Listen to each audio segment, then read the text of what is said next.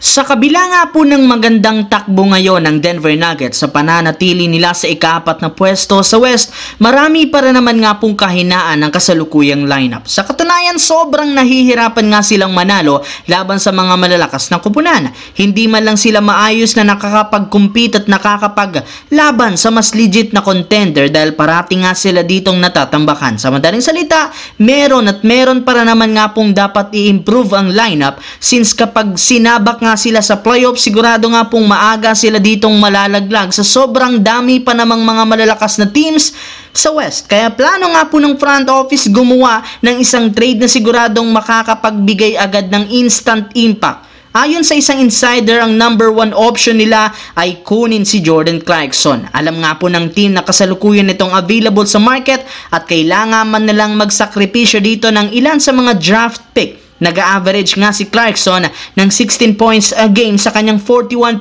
shooting na magagamit nila para makakuha ng instant offense sa kanilang bench. Wala rin naman problema ang Nuggets sa first 5 kaya mas tututukan nga po nila ngayon ang pagpapa-improve ng second unit. Samantala, napakadali nga pong kumalat ang balita na isa ang Los Angeles Lakers sa mga nabanggit na teams na interesadong kunin si Daniel Gafford simula nang i-anunsyo na available ito sa trade market. Kagaya ng napag-usapan, meron rin naman nga po ngayong kasalukuyang offer ang Lakers sa Dallas, which is sina Gabe Vincent, Rui Hachimura at isang future first round pick. Ngunit ayon sa isang insider, hindi rin naman basta-bastang ititrade ng Dallas si Gafford. In fact, ibibigay lang naman nila ito sa ibang team kung makakakuha sila ng isang legit na defensive player. Napansin nga po ng Dallas simula nang mawala si Derrick Jones Jr., bigla nga pong lumamya ang kanilang depensa sa perimeter kaya desidido nga silang makakuha ng ganitong klaseng player. At dahil sa request na ito ng Mavericks, no choice ang Lakers kundi i-offer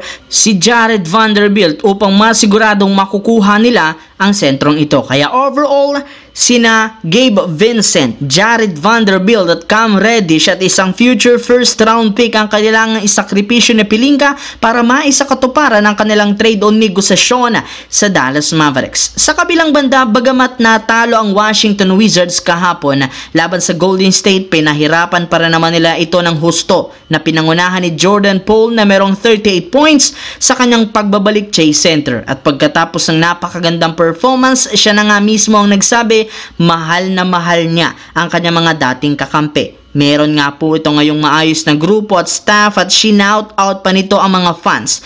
Namamanghari naman ito sa Golden State dahil kahit wala siyang team, sinuportahan pa rin siya ng mga fans sa pagsuot ng kanyang dating jersey number. At kasabay ng naging pahayag na ito ni Jordan Poole, mismong si Draymond Green na ang nag-comment sa isang post na naglalaman ng pahayag ni Paul na humihingi siya ng pasensya at sorry sa ginawa niyang panununtok sa kanyang dating kakampi. At dahil sa ginawang ito, pinagkaguluhan nga siya ng mga fans. May iba nga dito ang nakisimpatya at sa ginawa ni Draymond at may iba rin naman nagsabi na hindi nga daw mabubura pa ang sorry ang ginawa nitong panununtok kay Jordan Poole.